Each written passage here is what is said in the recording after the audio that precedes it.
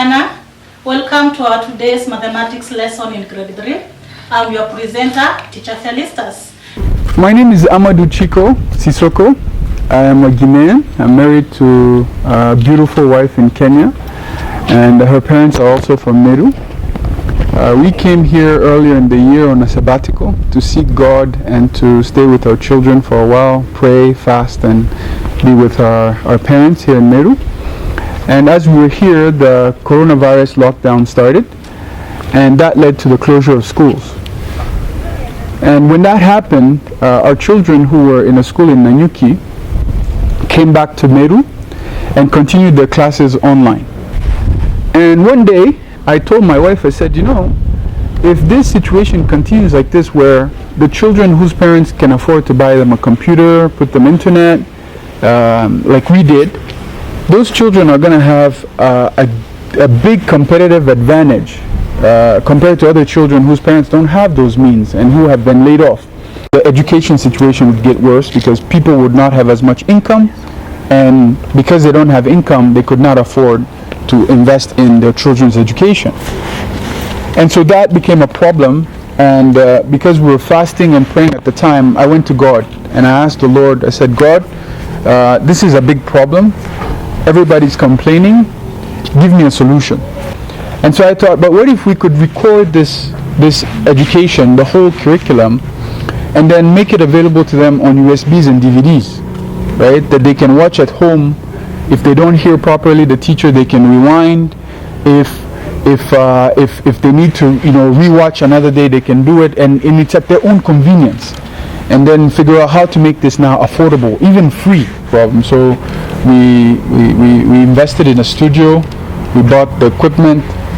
We prayed to get the right people, because my parents own a school here. My wife's parents and I own a school here in Meru called Meru Salem Academy. It's a primary school, and they also had to close the school because there was no business going on.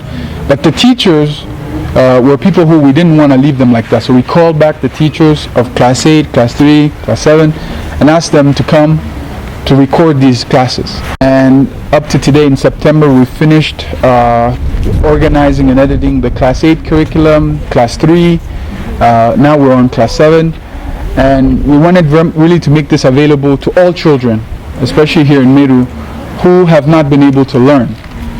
So our goal is that for parents who can afford 500 bob a week, they can go to the homeschoolproject.co.ke and subscribe.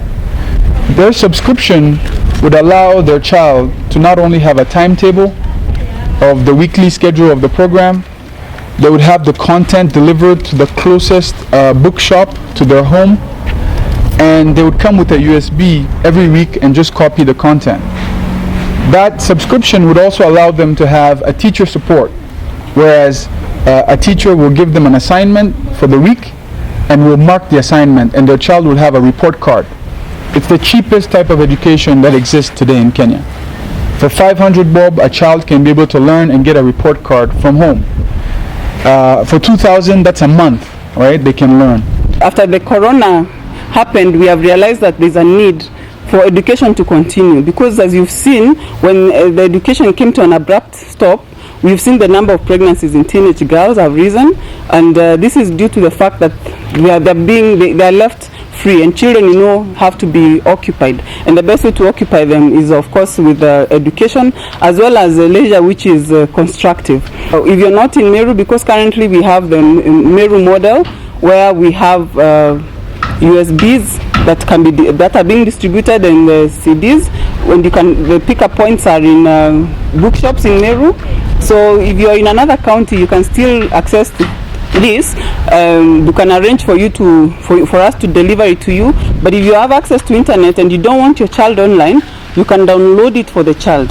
But also there are those parents who are IT savvy, who know how to block the computer in such a way that the child cannot go to the wrong content online. So if you're able to do that, you're able to also have your child watch it online, or you download it. But because we're not just giving the content, we are assessing the child. We are ensuring that the child, whatever they've learned in a week, that they've understood it before they move on to the second week. So you as a parent, even as you're paying for this you have to check the report card and see, is my child continuing the education? So by the time they're going back to school, they're not going backwards, but they're actually moving forwards.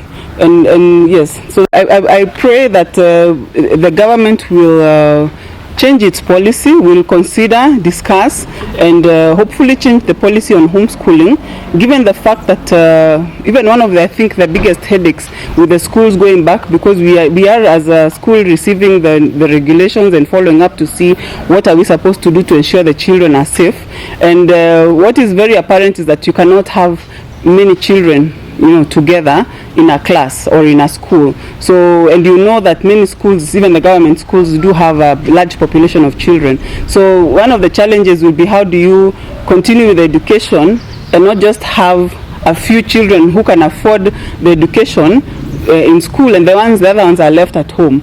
You know, so how then do you make sure the children at home school, you know? So I think there need to be some homeschooling regulations that maybe the government can come up with, so that we can ensure that even though you're homeschooling your child, that child is getting educated and they're moving forward with that education.